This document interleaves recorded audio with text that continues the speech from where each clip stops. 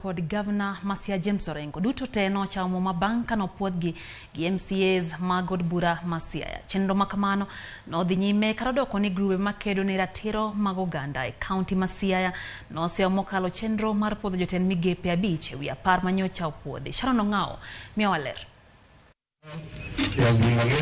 Gikone to koro jotend migepe 10 mag kaunti Siaya ochamo muma. Banka no dadhoge gi MCAs mag od bura Siaya juma mokalo. That I shall diligently discharge my duties best of my judgment, that I shall at all times and perform my functions in the said office. E kinde mane da odhogi, jod bura Siaya kata bede ni ne opuodho jotend migepe 10 mane wal gi Governor Siaya Orengo. Moko kuom gine nigi to gi jotend migepe mamoko kalure gi lony magi. E seche mana chenro mar chamo muma mag gi dhi nyime, grube makedo na ratiro e kaunti Siaya kata kamano nogolo milome ka gikwayo Governor Siaya Orengo mondo chung chenro mar puodho jotend migepego. Jokedne ratiro e kaunti Siaya oseyo kang mamalo chenro mar puodho jotend migepe 5 ewi jotend migepe 10 mane opuodhi mar chamo muma. Jotend migepe 5 mane opuodhi giwacho ni moko kuomgi onge gi lony e migepe magi, moko bende gidewo sombgi, moko bende giwacho ni ne opuodhi e migepe mane ok giore kwayo. Jotend migepe 5 mag grube makedo ne ratiro seyo ni ne opuodhi ma onge lony e tend migepe magi.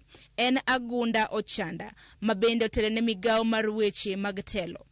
Benedict Abonyo Omulo mana jatend migawo mar weche mag omenda kod chenro mag ochumi. Laktar Caroline Adhiambo Akinyi jatend migawo mar pi, aluora kod lokruok mar kor lwasi. George Odhiambo Nying'iro jatend migawo mochung' ne wuoth kod teko. Grace Agula jatend migawo mar ohala. Kata kamano banka da gisechamo muma, Governor Siaya Orengo nochiwo puoch gi pak ne jotend migepe manyien ka ogeno ni gibiro tiyo makare mar kelo dongruok ne kaunti Siaya. Orengo bende ne osingo mar chiwo duoko mag penjo makoni kod kocha mag grube makedo ne ratiro mag oganda e kaunti no ne seyo godo moko kuom jotend migepe mage. I want to congratulate the county assembly.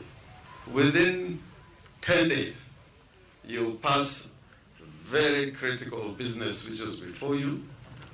You passed the supplementary budget, and now we are waiting for the Appropriations Act. I know there are some things which were said about the members of the county executive, the incoming, which was said.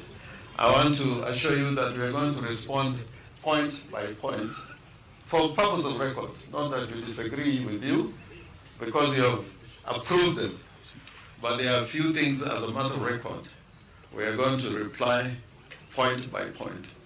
But on the issues of law and substance, not anything which is extraneous. We have answers to all that you said on each county executive member who is incoming. We are going to give you a response. Nyasi mar chamo muma makamano ne oyuore kod Governor machon Siaya Cornel Rasanga, jod bura Siaya kanyakla kod jotend migepe machon Siaya e kinda mamoko.